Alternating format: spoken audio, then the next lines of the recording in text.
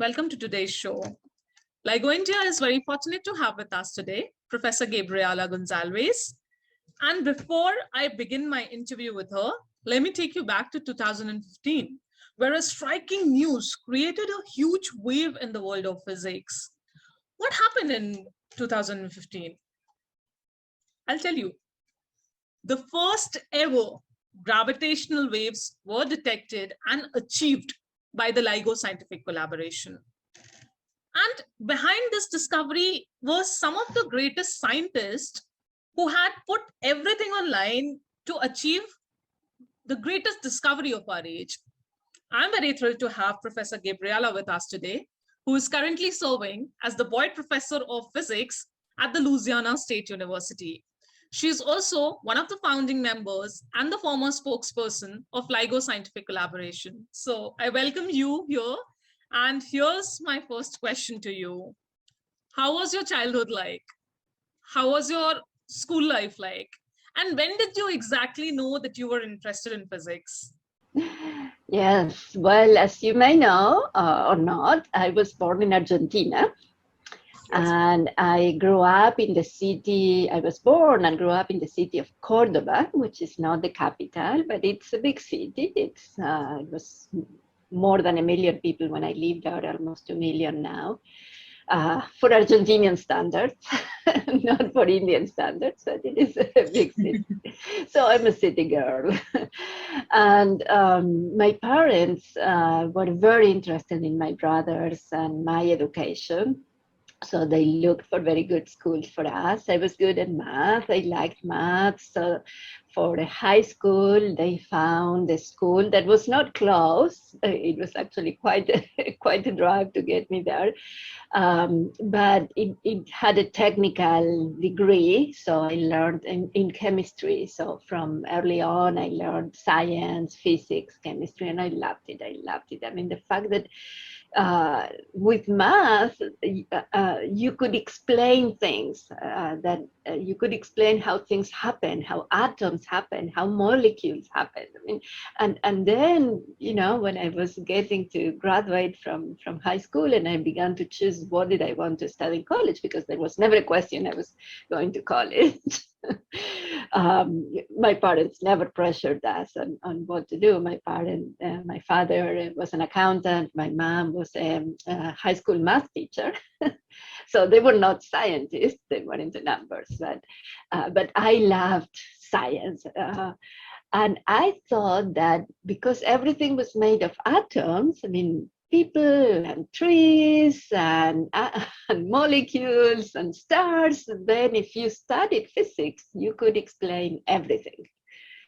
I didn't think of a career as a scientist. I just was interested in finding explanations. I was very curious. Even as a little kid, my mom says that I was always very, very curious. I learned to read early because I wanted to know what the science said.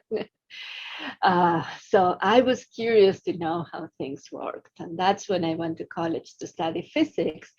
But it was only there that I realized that not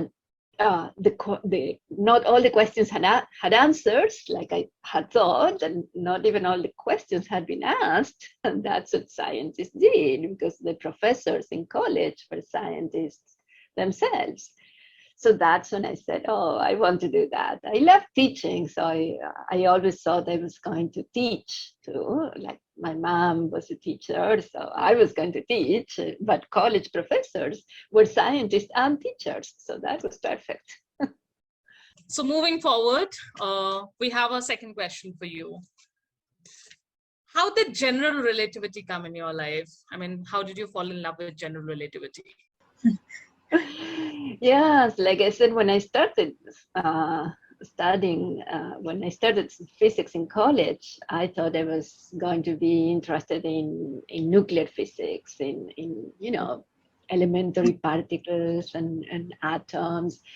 But in college, I learned about lots of things, and I fell in love with the theory of relativity. So I was not that good at it because things are difficult, but there was a there is still a very good group of theoretical relativity, general relativity in Cordoba, Argentina, one of the best in the country and even in the world. They have worldwide reputation. So I wanted to do my college thesis with them. Physics in Argentina is a 5-year degree with the last year dedicated to research and a thesis, and that includes publications. So that's what I wanted to do. And that's what I did. And the nice thing about it, and I can't resist telling you about, is that that's how I found my husband too, because he is from Buenos Aires, a different city, and he went to college and then started his PhD in a different university in the south of Argentina, which is the best physics school in Argentina. And it's called Instituto Balseiro. That's where Juan Maldacena studied, who named another Argentinian physicist that is very well known. So he studied there. That's Jorge Pulin, my husband. But he also wanted to do theory of relativity.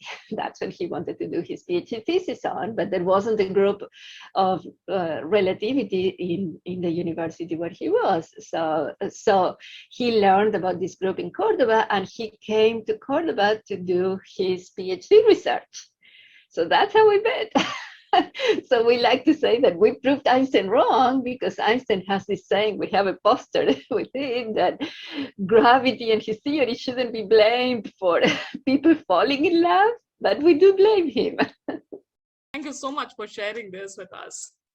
Yeah, so my first papers were with him and other collaborators, my advisor, who's also now in the US, Mario Diaz, and those were looking for exact solutions to Einstein's questions. How did you reach US? You pursued your undergraduate from Argentina and then moved to US for your PhD. How did you decide to move to US? Well, that was because, in large part, because my husband finished his PhD at the same time I finished my college degree, and he got a postdoctoral fellowship in Syracuse University in the US. You know, postdoctoral fellowships are 2-year appointments.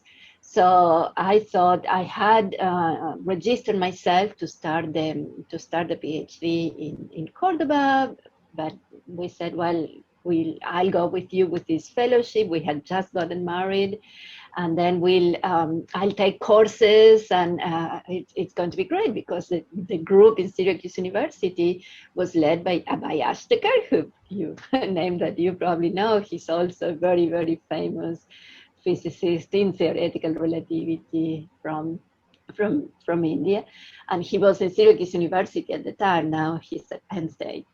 And so we were going to his group, so we were both thrilled. And when we got there, a year later, there was one of the big crises in Argentina, and we had learned the system in the US, and then there were several other reasons, and we decided, well, let's try here. So I registered for the PhD in the US, I took the exams, and I started doing my thesis with Abai Ashtekar in theoretical general relativity. So what I'm wondering is that you said that you were interested in general relativity since beginning, and that is purely theoretical. And you moved to LIGO, which is more sort of an experimental learning, where you get more sort of an experimental learning. So can you tell us more about this transition? How did this happen? Well, I had started, like I said, to do my PhD research with Abai Ashtekar. I had done also some other research on quantum, but I wanted to do classical theory of relativity. And and in 1991, we moved to the US in 89, and it was 91 or late 1990. Yes, it was fall of 1990 when Peter Solson joined as a professor at Syracuse University. And he had worked in the group, in the LIGO group at MIT, and he had worked in another group in Colorado doing experiments, and he was going to start the group in Syracuse University. And I had to take, as part of the PhD, I had to take a graduate laboratory class. So and we had to choose an experimental group to do a semester's internship. So I said, this is a perfect place to group to do it. I mean, it wasn't a group yet, it was just him, but he agreed. He had an experiment that thought it was going to be easy. It was not easy, but and after that semester, I loved that. I had learned more about LIGO. I had learned, which was only the beginnings. This was in the early 90s, so it hadn't yet been approved for, it had just been approved for construction, but construction hadn't started yet. So this was still an idea. But I thinking that you could measure space-time, the space-time that I was calculating. I was still using pen and pencil and paper at the time, but these things that you could calculate, you could measure, and to measure them, you had to build these big instruments, but with such precision. And I was so that semester's experiment ended up being my PhD thesis. It was measuring the Brownian motion of a torsion pendulum, because that's comparing to the predictions of Brownian motion as a function of frequency. So we could use that prediction for LIGO. So that's what I did for my PhD thesis. I just loved it, loved the professors, loved the people, the other students working on that. It was a small group of people. I mean, I went to conferences and we were 30 people in a conference on gravitational waves. So you stated that you have been very curious since the beginning. And after all that theoretical learning over the years, you eventually found a gateway at LIGO, where you were able to put your theoretical knowledge into practice. So can we say that, was this curiosity the driving force behind your quest to find something substantial, and which eventually led to the discovery of gravitational waves? Well, I have to say that I didn't think about discovery. I wasn't thinking, oh, I want to be part of the discovery. I just wanted to be part of building this experiment. I knew that this experiment was going to take time, but what really, really excited me was the precision of this instrument. That you could measure distances that were smaller than an atom, that were smaller than a particle, than a proton. I mean, how could you do that? Remember, I had started thinking that everything could be explained with particles, and here you were going to measure things that were so small. So it wasn't, of course, we were all inspired thinking, oh, this is going to measure gravitational waves that are coming from so far away.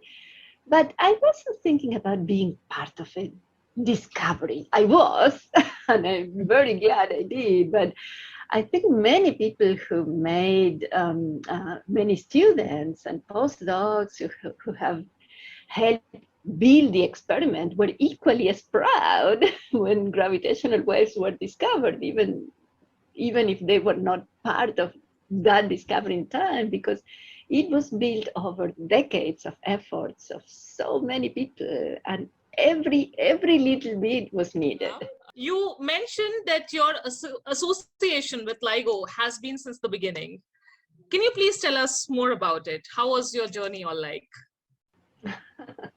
Well, it's been amazing, interesting in different ways over time. But when I finished my PhD, I went to work at MIT with Ray Weiss's group, the LIGO group at MIT. And at the time, this was 95. So again, LIGO wasn't built yet. But there were two prototypes at MIT that were testing different techniques that were going to be used in LIGO. So I was working in one of those. There was another postdoc working on another. There was a group with many students. And we were also working on the design of the systems for those initial LIGO detectors. So this thing about working on the experiment there, and it was a much bigger experiment than the one I had made for my PhD thesis. This is a lab that had vacuum chambers and big lasers. At the time, they were big lasers. Now they are solid state lasers, but at the time, they were big gas lasers. um, and talking about this thing that was getting built and these results that we were getting and how they were going to apply. It was all so exciting. It was difficult. It was really difficult. There was a lot of noise. We had to work at night. We had to work a lot, but it was very, very exciting.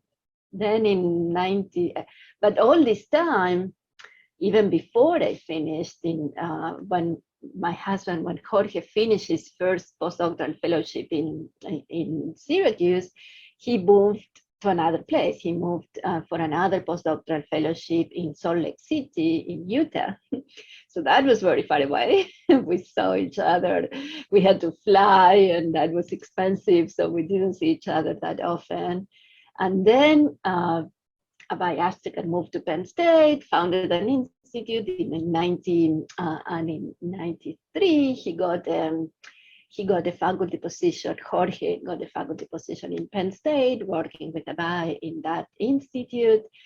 And I was still in Syracuse doing my PhD, because switching from theory to experiment costed me a year or two. So I had a lot of things to learn, and they were worth it. Between Syracuse and State College, where Penn State is, we could drive back and forth. It was about a 5-hour drive. But then I moved to to Boston to work at MIT. So that was a much longer drive. That was like 11 hours, 12 hours. Or 10 hours, depending on who drove. So what we did is we bought a camper and parked it halfway in a park ground next to a lake. And then on the weekends, we would each drive about 5 or 6 hours and meet there. But of course, that wasn't sustainable. So in 95, I applied. In 97, I applied and got a faculty position at Penn State, where he was, and I started an experimental group at Penn State. That was a time when the LIGO collaboration, the LIGO scientific collaboration, was started too. So I was a member of that collaboration from Penn State. I applied to be a member at that first meeting, which was here at LSU in 97. Wow. That's so amazing to know. Yeah, wow, ma'am. That's so good. Was quite a journey. It was, yeah, seriously, ma'am. I'm hearing about it, and now I can feel how much work it actually, what dedication you had. It's rare to find such dedications. Well, I'm not sure about that. I think everybody that you interview, yes, when you ask, you probably know people because they have done this or that. But if they tell you what they have done during their life, it's for everybody. It's a yes, life, absolutely. especially if you're passionate about what you do. You're always doing things that you want to do, so you're always on a journey. I agree totally. Passion is something that will drive you to the final result. That's all I can say as of now. Okay, ma'am, we move on to the next question. So, ma'am, the question is, what were your first thoughts which came to your mind when you saw the signal in 2015? Do you actually think that it is a noise or an error? Because generally, how suddenly you will feel that this is gravitational waves, right? You have found it gravitational waves. What was the first thing that came in your mind? Well, let me first say that I didn't finish my journey in Penn State. I was at LSU, and that was 2001, a bit later, but 20 years ago, when Jorge and I both got offered positions here at LSU, which for me was a dream, because from Penn State I had been flying to the LIGO Livingston Observatory and the LIGO Hanford Observatory to work on those. So since 2001, I was here at LSU, and I was working very, very closely with the detectors, especially the LIGO Livingston detector. I was there almost every day, and I had been, working on initial LIGO, and then And then in 2010, we stopped. We had the best run with initial LIGO, and then it was over because advanced LIGO was being installed, and it was going to be several years. That's when I began being spokesperson in 2011. So we call those the dark years because we didn't have data, but we were very slow at analyzing the data we had taken. So we actually took some time in analyzing that data, but then we also needed to be prepared for detecting with advanced LIGO. But during that time, we made some plans and we tried to get in our head the numbers about when to expect detections, and the only safe bet for detections were binary neutron star coalescences, because now, of course, we know that binary black holes exist and how many there are, but at that time, nobody had seen a binary black hole system, because you only see a black hole if they have another star nearby or if they have matter nearby, and that's not two black holes. So there was no evidence, there was nothing to know. The predictions for binary black holes went from 0, they never meet each other, to you should have seen them already, and you haven't. So there were some limits we could put, but it wasn't good enough. So we thought that we were going to need several years to detect binary neutron star coalescences, which was the case. We only detected the first of those, and that was a lucky discovery too in 2017. But in 2014, when we began preparing for this, even though we weren't expecting the discovery, we wanted to have a plan. We wanted to have a detection plan. How do we convince ourselves that something is a discovery? So we had made plans, and we had even discussed that how we were going to vet, how we were going to publish, how we were going to announce. But nobody thought that we were going to use that. I didn't think we were going to use that plan. I thought I was making that plan for the next spokesperson to follow me in 2017, because that's when I was stepping down.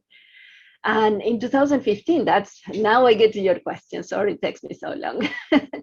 In 2015, in September, we had been prepared. We had thought that we were going to start the first observing run, even though we didn't have the sensitivity that we wanted. We still don't have the sensitivity that we were planning to have, but we were 3 or 4 times better than we had been for the best initial LIGO. So we had planned in these plans that I was telling you about that we were going to take data for a few months starting in September. But we didn't have everything ready. We didn't have the calibration quite there. We hadn't learned how to push the mirrors to simulate gravitational waves, which is something we wanted to do. In fact, we wanted to do it to do what we call blind injections, that to test ourselves, where there is a team of people that would push the mirrors with simulated gravitational waves, but don't tell anybody, so that people would test themselves, finding those or not finding those, which had happened in the past. So on that day, that was a few days before we were going to officially start the run, because we weren't ready yet. We didn't have the alert system ready. And I got this text message saying from actually a friend of mine who is the observatory director now in Hanford, and asking, Gabby, did you see this? And this was early in the morning, and I'm not a morning person, so I jumped into the computer at home to see what was going on in the mail. And that day I was staying home because that was a Monday, and I had meetings from morning to evening. So on the phone, we didn't have video, but all the meetings were about this thing, and everybody was asking me, but this is a blind injection, right? This is a simulation, right? And I would say, no, it's not. We were not going to do that until we started the run, and we didn't authorize this. And but it looks like a simulation. So everybody thought I was lying, that I knew it was a simulation, and I wasn't saying. I knew I wasn't lying, but I wanted to see for myself whether it was an injection or not. And there are certain channels that you can go and check, and it wasn't an injection. It wasn't. So, but it was so clear, it was so loud, and it was before the run. Could we calibrate this? How? So we said, well, let's stop changing the instrument. Let's see how far back we can get. We could only get back to September 12, and this was September 14. So we could only get back 2 days to say, well, if we start analyzing data from 2 days before, we can see that this is well calibrated. So it does look like a gravitational wave, but we couldn't believe it. It was so good to be true. We could tell that it was a coalescence. We could tell that the masses were large, and that was suspicious too, because this would have to be black holes, but it would have to be large black holes, and not only binary black holes hadn't been seen, but black holes of this size hadn't been seen. Solar mass black holes, the largest one was 20 solar masses, and this had to be larger than 20. So it was all too good to be true. But from that point on, what I did was, was in a constant state of stress, because as spokesperson of the collaboration, I had to guarantee that the data was analyzed correctly without any bias, because we all wanted it to be true, but we couldn't let that influence our analysis. So we had to make sure that we did the analysis unbiasedly, correctly, and that we didn't make a mistake, because there had been several mistakes in gravitational waves. So let's move on to the next question. In February 2016, you were one of the 5 LIGO scientists present at the announcement of the first direct detection of gravitational wave observation. The years of hard work and finally watching it pay off, what was this feeling like? Yes, well, of course, we were very, very, very nervous. I mean, we knew the paper, we had taken a lot of care with the analysis. We had tried to find every way to disprove. You play devil's advocate. So we looked for every other possible reason there could be, and we couldn't rule out that extraterrestrials produced it. But we were ready to present the analysis. We wrote the paper. That took some time. We sent it to peer review. We wanted to have it peer reviewed.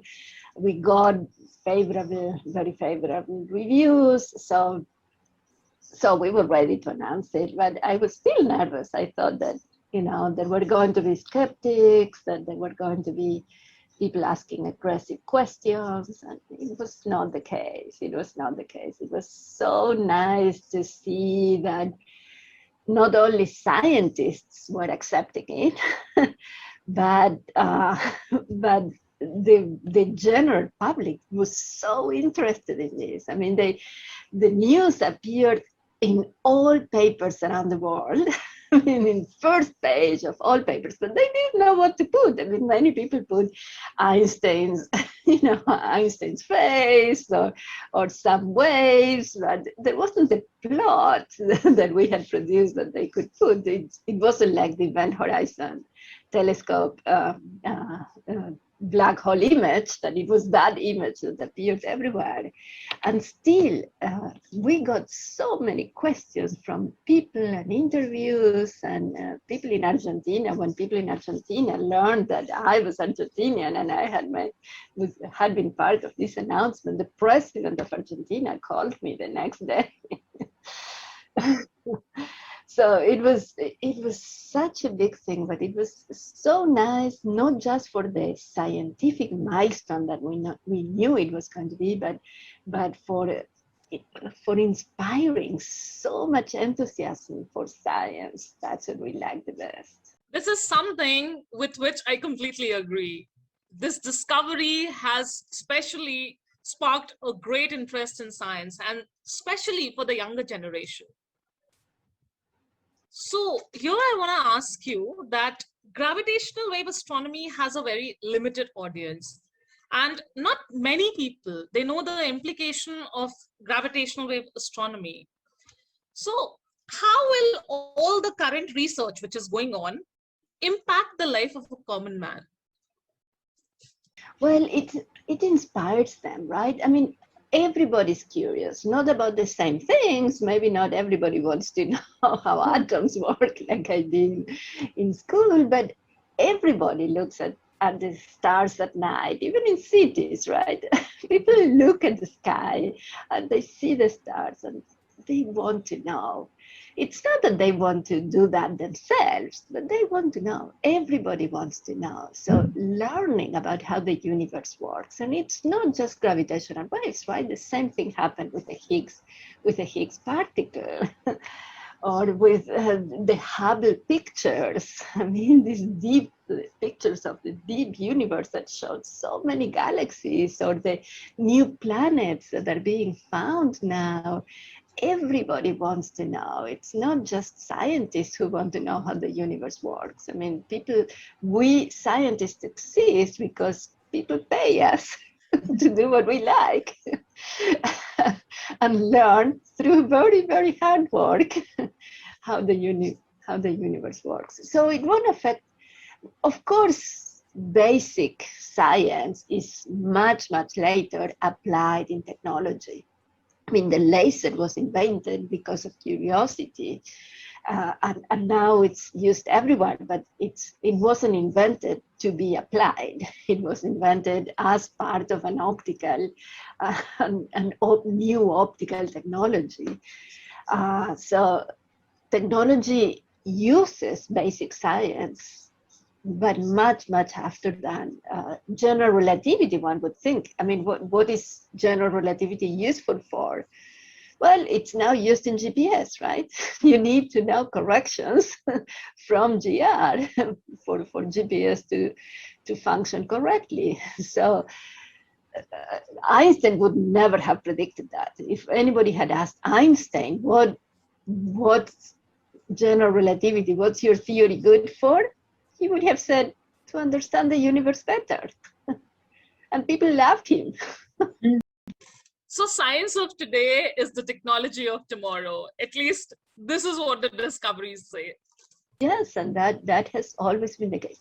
And it's not that all of the basic science today will lead to concrete technology developments later, but it's the mentality of always pushing the knowledge, always pushing the frontiers. So my next question to you is, what are your interests apart from research? I mean, if you were not, in other words, if I may say, if you were not a part of the research, what would you have been? What was your plan B?